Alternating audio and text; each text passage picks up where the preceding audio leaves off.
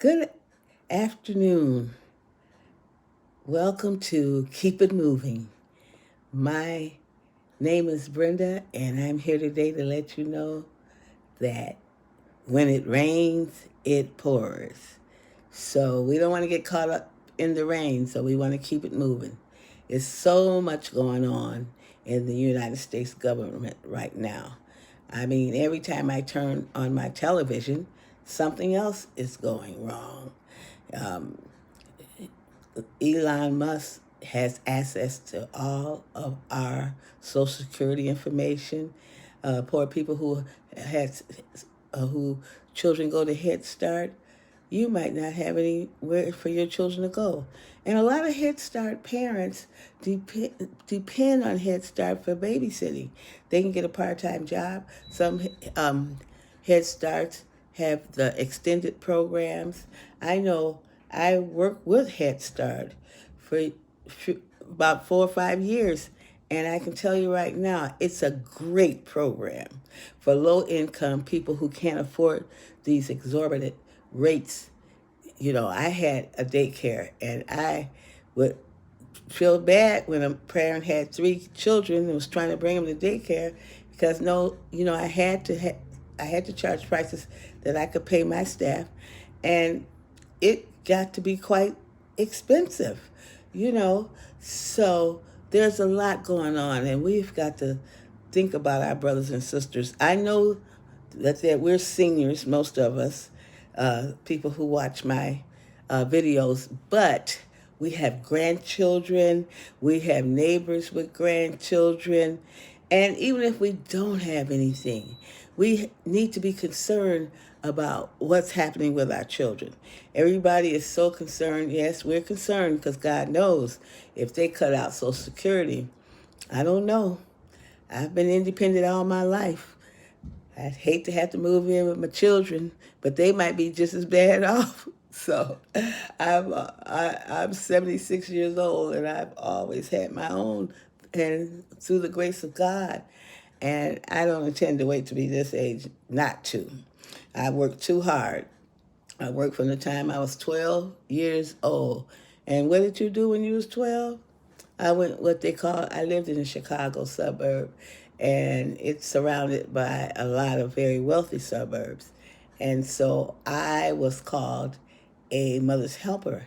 And I went down for the weekend and worked the whole weekend for $15 or $20 from Friday to Sunday morning. And I didn't have to do any hard work, but I had to wash the dishes and watch the children. I worked for a widow. So she was very young, like 37 years old.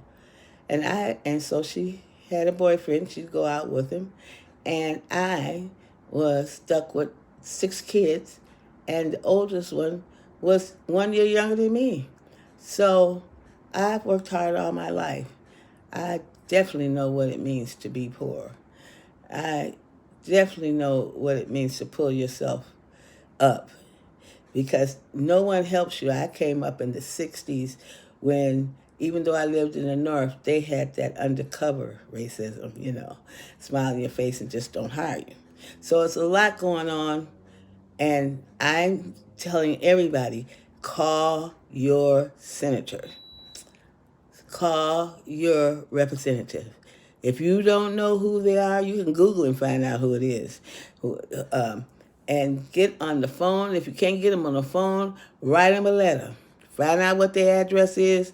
Write them a letter and tell them to stop the takeover of the United States government. Because I blame Trump. I don't blame Elon Musk because supposedly he can only do what Trump allows.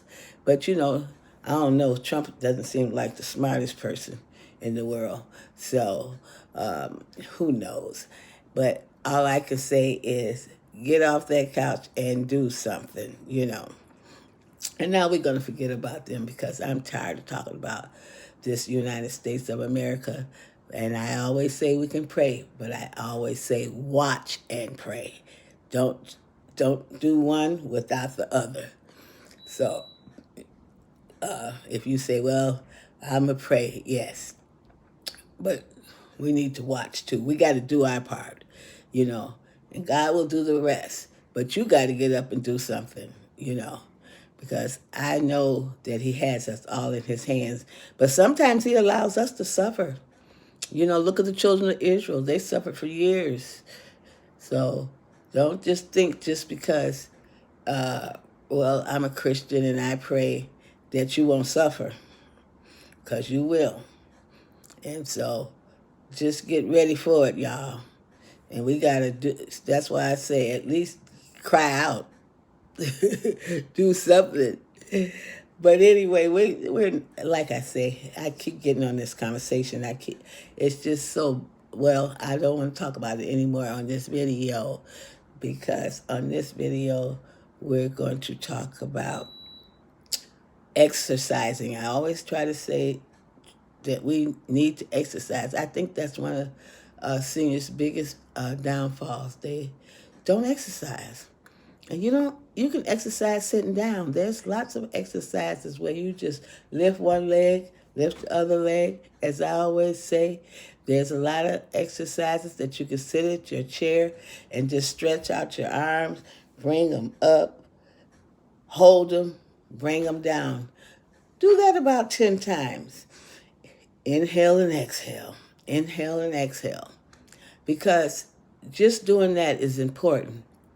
While you lie in bed, before you get up, kick your legs up as high as you can and bring them down. Kick up one, bring it down. Kick up the other, bring it down. Kick up both and slowly bring them down. Do that about 10 times.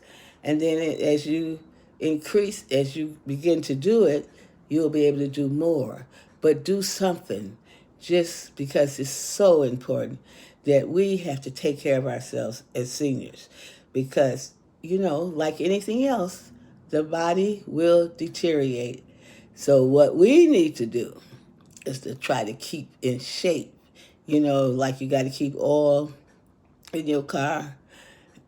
Well, we got to keep in shape by eating right. And I'm going to say this every time, let's eat right. And we can also talk about, a lot of times everybody talks about the outer, but we need to talk about the inner too. We need to talk about what's going on with us. I myself, I know I have high blood pressure. And there's certain things I really shouldn't eat, And so if you don't know, if whatever your ailment is, the great thing about now is we can Google it or do it for you. You can use your YouTube app. YouTube is wonderful. You can find out how to do things step by step. I love me some YouTube, when I couldn't figure out how, I have a kind of car that it doesn't have any key, any way to open up your car that you can see. And I couldn't figure out how to use my key. I didn't even know I had a key. But I went to YouTube and they told me how to get my key out, snap this little knob on my handle, and be able to open my car. And so those are the things that you can find out. And even someone like me who really I would never testify to knowing anything much about a car, except you got to get an oil change every 3,000 miles and a transmission change every 70,000 miles. And that's about what I know about a car. I'm not talking about washing it. That, of course, we know we have to wash our cars, things like that. But I'm talking about the internal workings of a car. But I've always been fortunate to have someone that would do it for me. But I'm single now, so I got to learn how to do all those things myself, because the one thing I don't like doing is depending on people. And it's nice if you got somebody who can do it for you, but I like to get it done myself. And those are things that we can learn. It does not hurt. If you're still driving, you need to know those things. I really never have learned how to change a tire, but I do have OnStar and AAA and people like that who I can call and they will come and do it for me. But I'm not telling you not to learn. I'm just telling you that I'm not really that interested in learning. And it irritates my friend because he feels like I should learn these things. But it's, that's what I got him for, I tell him. But he doesn't think that's too funny. So I'm just telling you, don't be like me. Just do as I say, not as I do. And you'll be all right. I hope everybody's going to go to church on Sunday, which it's a great place for seniors to meet people. There's a lot of people at the churches, and they have a lot of different auxiliaries and different things that you can join, and they will help you. There's other seniors you can talk to, socialize. We as seniors, we don't want to get to be introverts. We need to be talking to somebody. Your children, most of our children, have went on with their life, which is what they're supposed to do. The reason that we raise them so they can become independent. I have 2 children. I love them. I have a girl and a boy, a woman and a man, and they are independent, and I love it. But they are busy with their own lives. Sometimes they don't have time for mama. But don't complain. Just be happy that they are doing something, that they're working. If you got children that are working and taking care of themselves and their children, count it a blessing.